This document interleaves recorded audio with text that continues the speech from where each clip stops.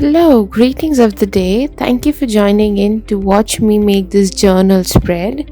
And today I'm gonna talk about flowers because, yes, I love flowers, but not because they are beautiful. Yes, that is a very necessary component of flower lovers, but I love flowers because they are heart opening, mind expanding, and healing. They are a mirror of growth through which we can see our own transformations reflected back to us, and they are positively delicious. Flowers, beauty, and colors are different things, yet the emotion we experience through all of these is the same: happiness. Especially all around us, we see flowers are a gesture of everything, literally everything: love, friendship, self care, breakup parties, divorce parties, anything. But why is this so?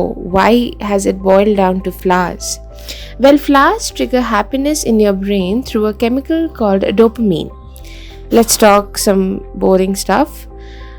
Lot of our development comes from the times of hunter-gatherer societies, and the first sighting of a flower meant the long winter was over and it was plenty of reason to rejoice. Today, a similar excitement prevails, but not for that exact reason. I really don't know why our ancestors rejoiced in flowers, but we are still wired to view bright colors in flowers and accept that as possible happiness. The reason why flowers are able to do this is that it gives you a connection to nature, something beyond your normal, fast paced environment. Colors also make you happier through chromotherapy, which uses color to balance energy lacking in a person's body, whether it be physical, emotional, spiritual, or mental levels. Writers and artists are always a fan of exaggeration. They play quite a helping hand in our obsession with these beautiful things. What is in a name, right? That which we call a rose by any other name would smell as sweet. Shakespeare understood this. What is in a name? That which we call a rose by any other name would smell as sweet. Shakespeare understood that there is much to learn from the nature of flowers. Poets like Sylvia Plath, Emily Dickinson, and Robert Frost used flowers to express their feelings of joy and angst, alike in poems like Tulips, A Let in My Flower, or Flower Gathering. Writing from the perspective of flowers is an effective tool for the creative mind, as it can paint vivid images which engage your reader in more than one sense. Thanks to this, now when we think of flowers, we can relate them to a lot of things: delicate, kind, and maybe poisonous at the same time. Now, each person has a different ideology, right? Some people say that flowers are a waste of money, but I personally don't think that. I do have a take on this, that instead of giving me flowers, give me food, because you can't eat flowers. But then I've tried flowers as well, they're pretty delicious. So, they're not quite a waste of money, but then, they don't serve the purpose of food as well sometimes. So, flowers mean a lot of things to a lot of people, and it also symbolizes a lot of things. If you have ever noticed, every flower has a meaning behind it, every single flower. So, flowers do hold a lot of importance to our culture, to the kind of society that we live in. For lovers, flowers are a symbol of love. For friends, flowers are a symbol of friendship.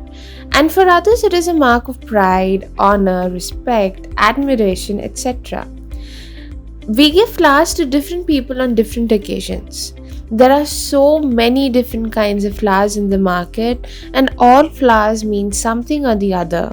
But there is one flower that is the solution to all problems, and that is the rose.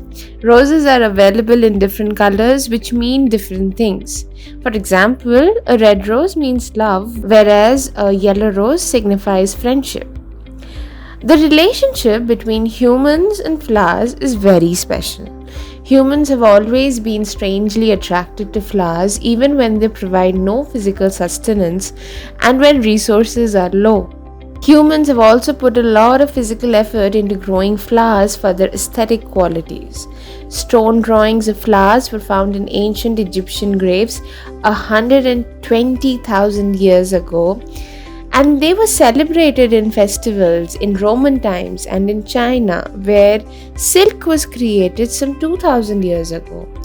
The experience is also relational in that flowers are dependent on man's care. They have to be handled gently, watered, and nurtured.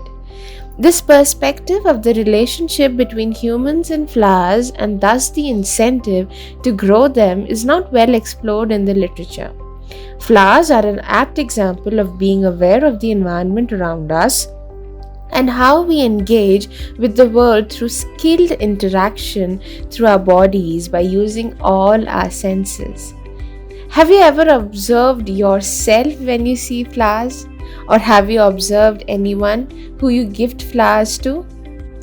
The expression is undescribable. Flowers demand us to get close to them, to smell them, to move towards them, to find them in nature, to water them, pick them, and carry them in our hands.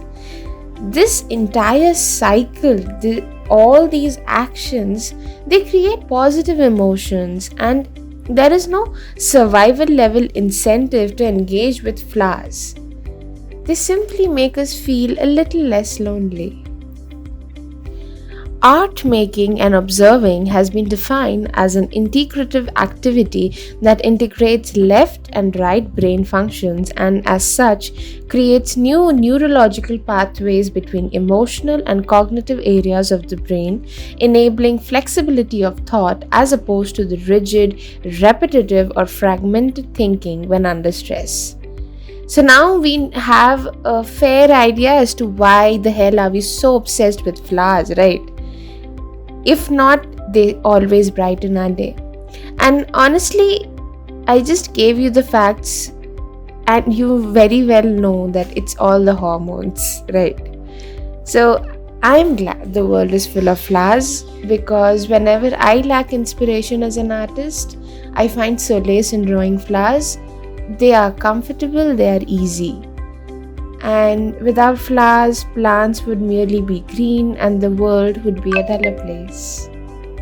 If this makes sense to you, if you like the video, if you like the drawing that I did, which is exceptionally pretty. I know I did it, but dude, it's really pretty. Okay, no.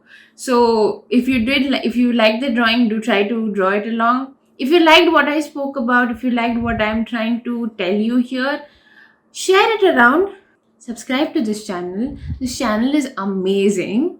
Like this video, comment on it, and see you soon in another video. Let's see if I remember to shoot the video. Bye.